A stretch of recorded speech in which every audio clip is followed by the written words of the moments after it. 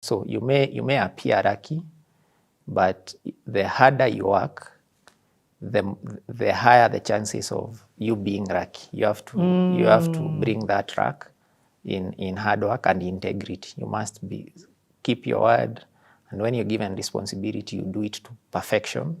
So he taught me that and the value of education.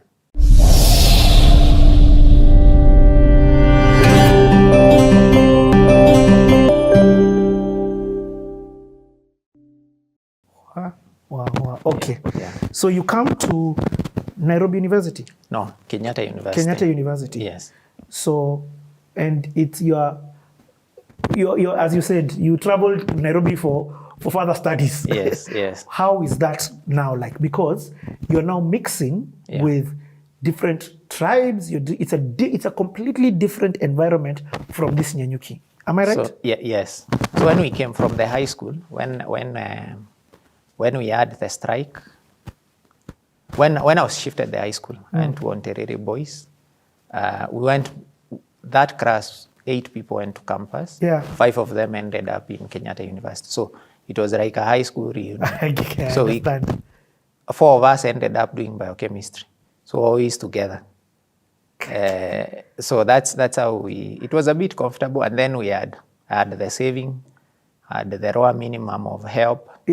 So you got help? Yes.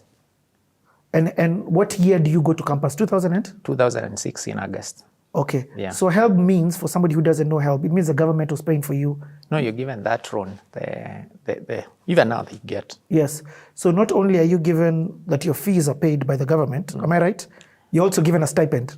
So you're given I think I used to get 35,000 per year. And then it was 17 when you start the campus, when you start the semester. And then they deduct, is it 4,000? So you get 13,500 in your account. That is what you run through the semester. Yes. But add a bit of saving from how do we say? From the sports club. From the sports club. And then when we came to KU after semester 1, you know, when you're coming to campus, also you're given a bit more pocket money than necessary. Yeah. And you cannot concentrate in class until you adjust it to a manageable level. So people would party a bit for it to come to where you can concentrate on academics. How you explain that is funny. And not think about money. You cannot concentrate in class till your money comes to an adjustable level. Yeah, to a manageable level. Basically, it's not a distraction to enable you to leave because it's not that much. Yes, but unfortunately, we took a difficult subject. Biochemistry is hard. What does biochemistry lead you to become? So you end up in these research labs like Cambridge. You end up being a medical representative. Yeah. It's a field in biology, and I think also guys who do med pharmacy. Yes. They have sessions where they do biochemistry. So are you thinking of that direction while you're doing it? No, me, I just did what I was. I knew I would end up in business. I just took the course that I came to do, and I thought it's good. I carried on with it. What? But I soon realized I should have taken a simpler course and enjoyed life, because we spent time in libraries while our other guys who are doing art subjects were enjoying life. So you have to cram handouts that I barely understood. Each time we were cramming handouts, reading. But that hard work, it's difficult. Maybe to me, the others, maybe it might have been easy, but it helped know that to make it, you have to work hard. Yes. Yes, so we worked hard. I joined Kenya Institute of Management, did a management certificate and a diploma. Wait. So you're at KU first? Yes. And you do this whole thing? So how many years is that? KU is 4 years. Yeah. I finished KU in 2009 in December. But in that time when you're in KU, you're also going back home and you're working at the club? Yeah, you come for 3 semesters. And then you come for semester, Sem 1 and Sem 2. Then you cross for an extended period. Yeah. So you do semester 1 up to December. Semester 2, I think January to April. And then April to August, there is nothing you're doing. Yeah. So I used to go back to the club. So you're in school or working already for you?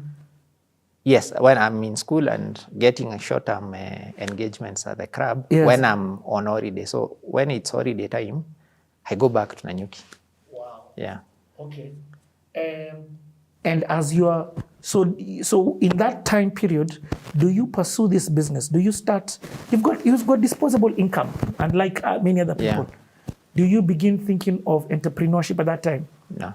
But you're just saving? I'm just saving. I have some money, I don't. But there's something good that happened. So when in KU, they introduced a meal voucher. If you had excess school fees, you could transfer that to a meal voucher and then sign. So the way my parents were operating, even when you're young, you are required to come with your fee statement. Yes. Plus the results. Uh-huh. Then they're put in a file. Then you go together with them, they bank their school fees. And that slip is photocopied and kept in a file. Yeah. So the same applied in campus. So semester 1, it was paid well. They paid, I think the whole year or something. Wow. So then when you come with your, you get the fee statement, but they're always waiting for, my mom was always, because my dad passed away during that semester. Wow. I joined in August. He passed away in October. Wow. So semester 1, I had my own tragedies. No, that's not a small tragedy at all. Yeah, it was. That's life-changing. It was life-changing. So that was it unexpected? Was it? Yeah, it was an accident. So it was not something expected. Wow, sorry for that. So it took me off balance. But said, go back to school. You carry on. No, but that's a breadwinner gone. That's your a life. He's your, you know, in the journey of career, you can't forget life. You get what I mean? These are not people. The quest for career and life are not separated. In fact, the career sits on life. So if you've ever lost a relative, you'll understand, specifically a parent. During that duration of mourning, there are many people in your compound. Immediately after burial, people leave. So the following day, it's you, your siblings, and your parent. So you have to figure out all that comfort team that was there. People have to carry on with their life. You're left the few of you. So you are left with my mom. She said, okay, your siblings have to go back to school, and you have to carry on with your campus life. So I stayed for a week, then came back to KU. Yeah. Then I found they had done cut 1. They had done cuts and had missed. So then I had to go to every lecturer and apply for a special seating, or just inform them that I didn't sit on cut 1. I didn't get cut 1 because I was away. And this was the reason. Yeah, but you know, those reasons, there are many people who have, you can come and say, I lost this, I lost my dad, I lost. So that they need a proof. So you need the death certificate. The death certificate. Wow. So you come and apply all those things. You go through them. So. And how are you mentally doing at this time? I was a bit, I think, I can't recall very well, but I had all these guys, the 4 of us were in high school together. So they were always around. Oh, they were like a support system. They were like a support system, and my uncles used to talk to me. So, and the way the community has brought up in, once you go through the rite of initiation, you need to be a man. Let me put it that way. You're expected to toughen up. In fact, they say you are a district commissioner, you should not be asked questions. Whoa, I'm loving this conversation. I would like to, there's a lot of things that I am understanding and as I hear you speak. So life happens, you are in school. Yeah. There's no answer here. This is now your only ticket out. Yes. As much as you're earning that 7 Gs, that's not enough to get you to your life goals. This schooling you need to pass. And with your mom, it doesn't sound like it's an option. Even my dad, the only thing he required was that degree certificate and graduation. Then you can do experiments. Getting a degree was compulsory. There were no ifs, no buts, nothing. You have to do it. Wow. Yeah. Okay. So I carried on with KU. It was interesting. But that thing about the meal voucher was good, because then when the fee was paid in excess, the excess you would transfer to the meal voucher. Then you would walk to the, what do you call it? You would walk to the restaurant, the student restaurants, and you order chicken, which is like 20 bob, chapati, and even soda every time, and sign your meal voucher. So you lived well, and you didn't have to worry. Okay. So that carried on until I finished. But in second year, my parents, then my mom said, okay, whoever she's interacting with, there's no way you walk out with a degree only. So many people have degrees. You need to have something else. So on Saturday, you have all this free time. You can be going to Kenya Institute of Management. You spend the whole day there. I used to go to, it's there at junction of Koinange Street. So for classes. From KU, you're catching a mat all the way until town on your Saturday? Every Saturday morning. And now you're spending another whole day in class. Yes. Doing a whole other course. Yes. And considering this other course that you're also doing, the first one is very heavy. Yes. And okay. So anyway, I did that, started that certificate, because then I did a diploma, finished.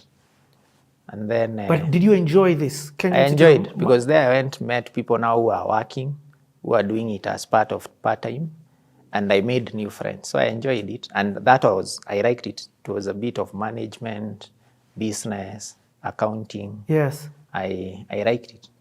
Wow. Yeah. So I was sort of busy most of the time. So this is the time of your life where you are gaining some networks, but more so not upskilling, getting the tools through education. Yes. That were going to now set you up in life. Yeah. But your mom is so clever. What?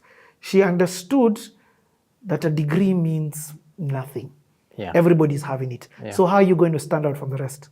Yes, so that was the question. So, she paid, I went, and then I graduated in 2000 I finished in 2010.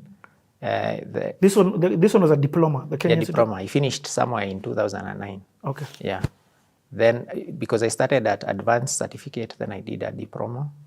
Then I finished. Okay. Then I also finished the coursework in KU, and then graduated in December. But I finished in April or thereabout. Yeah.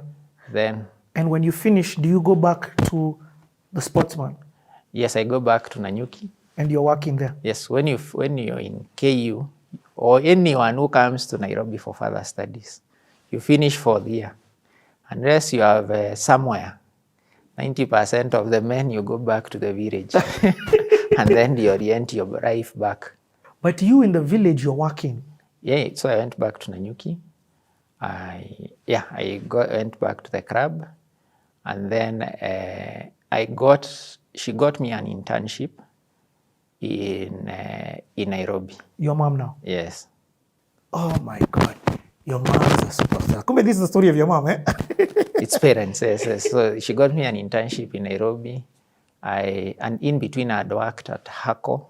When I was in campus, I actually remember. Go back. Okay, when you're in campus? When you're in that year, you are required to do internship. Okay. So I went to HACO Industries. I got an internship at HACO. Owned by your former boss? Yes, but I didn't know him. But it was one of those internships. Actually, it came just from my parents. I went there. I was in the lab. Used to make TCB, the Miadi, Relaxer, yes. TCB regular. I used to be at the quality control. I liked that job because Relaxer regular and Relaxer super. Yeah. The concentration, I think, of the base in it. One is high, one is low. Depending on the type of air you have, if you use either, it cuts off the air. Yeah. And at the manufacturing bit is when you would know whether it's a regular or super. and then so soft. So I used to be there in the manufacturing. I really liked that. So you are using your degree that you're doing here, the science, what's it called? Biochem. Biochem. Yeah. You're now using it at Hako Industries. Yes. Spent a bit of time there doing internship. Your internship is like what, 2 months, a month?